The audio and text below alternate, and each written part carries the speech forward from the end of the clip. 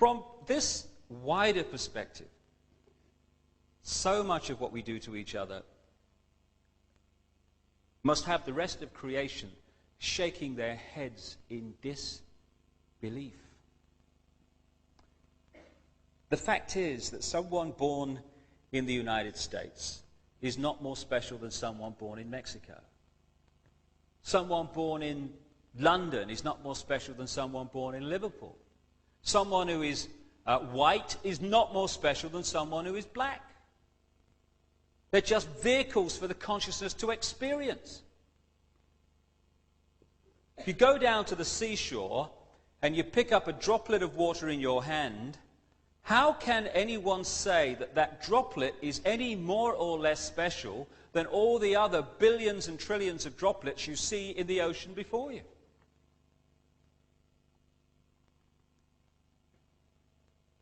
So when I began to understand all this and appreciate this other explanation to dogmatic religion and this world is all there is science, I started to ask a few questions of this situation.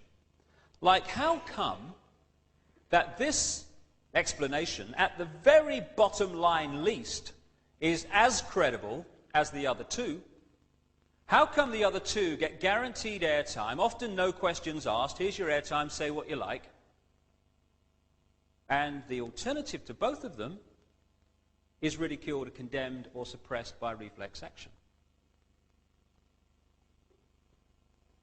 The answer that I came up with was that clearly some people don't want the public to have access to this information. But who and what and why? And I began to ask other questions. Like, I don't know about you, but I've met a lot of people in my life, and I can't, to my knowledge, recall anyone who wanted a war, who had any interest in wars, who felt that wars were anything but horrific and to be avoided. So I thought, how come the world's been awash with wars throughout this century? Who's behind them? Or what? Or why? Then I kind of looked at this economic system that controls the world. An economic system that is so sane that the more successful it is in its own terms, the quicker it destroys the planet. It's the perfect environmental and human assassin. It insists every year that we take more from the earth even quicker, turn it into even more things, sell even more things, consume even more things, throw away even more things, to worship the real God of the modern world, economic growth. It insists that every year 20% of the people of the world consume 80% of the resources, while leaving the other 80% to get by on the other 20%. Crazy. Of course it is. But that's the economic system, take, make and throw away, that controls your life and mine. And that of 6 billion people nearly. So I thought, what's behind this self-destruction? Or who and why? I started to look at some of the other conventional wisdom that we pass on from generation to generation as the only way of doing things in this world.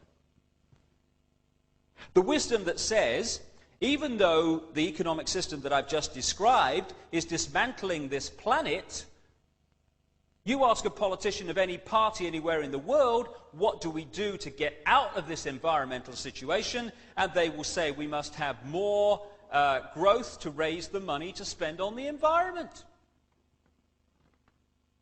If I said to you the way to put out a fire is to pour more petrol on it, you'd say he's out of his mind. But that's what the politicians are saying when they say about more growth to sort out the environment.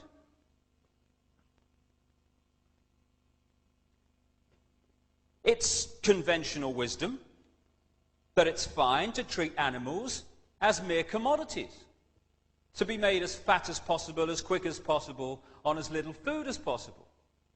To condemn every year billions of animals to a lifetime of pain, fear and suffering in the name of economics. You're sane if you judge your success in healthcare not by how many people are healthy, but by how many diseased people you manage to treat. We're treating more patients than ever before. Why? Why are so many people ill?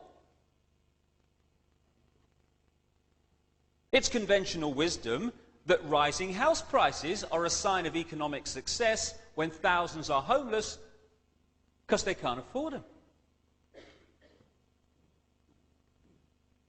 You're sane, finally, if you think it's fine to support a system that is so successful that every year it turns out more suicide, alcoholism, drug-taking, homelessness, pain, stress, fear and suffering in all its forms. We'd be in real trouble if this system wasn't working, wouldn't we? That is sanity, apparently. But it's the ultimate insanity. So who's behind it? Or what and why? I began to realize, too, that against the background of this utter self-destruction, on this same planet is stunning wisdom. And I began to see also that there is a great difference between cleverness and wisdom. They're not the same thing. This system's very clever, but it isn't very wise, and it's the lack of wisdom that is the problem. And I began to see that what we call wisdom is often not found in this state-of-the-art letters after their name system. It's actually found in the native peoples that this system would see as backward. Piece of Native American wisdom, what have become known as American Indians. When you have cut down the last tree and poisoned the last river, you will know that you cannot eat money. That's wisdom. And there's another piece of very famous American Indian wisdom. In 1854, the American government made an offer for Indian land. And under the system that I've been talking about and the attitudes and the values that are indoctrinated into us, what should have happened is this chief should have said, right, well, I'm on a winner here because it's a seller's market. I never put it on the market, therefore I'm in the driving seat. So what I'll do is duck and weave, and I'll crack on. I don't want to sell, get them to push up the price, and at the moment that I think they're going to pull out, I'll put out my hand and say, you've convinced me. And people will think, oh, what a great businessman he is, that chief. Fantastic. Be something in the city, he will. But there's another value system on this planet also. A value system that said this in terms of this chief. How can you buy or sell the sky? We do not own the freshness of the air or the sparkle on the water. How then can you buy them from us? Every part of the earth is sacred to my people, holy in their memory and experience. We know the white man does not understand our ways. He's a stranger who comes in the night and takes from the land whatever he needs. The earth is not his friend, but his enemy.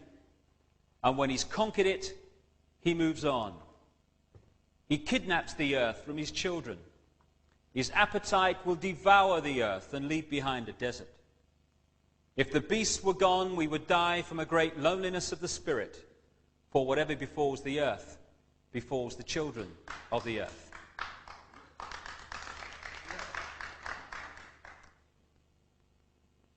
It's sobering to think that those words were spoken in 1854 when you look what has happened since.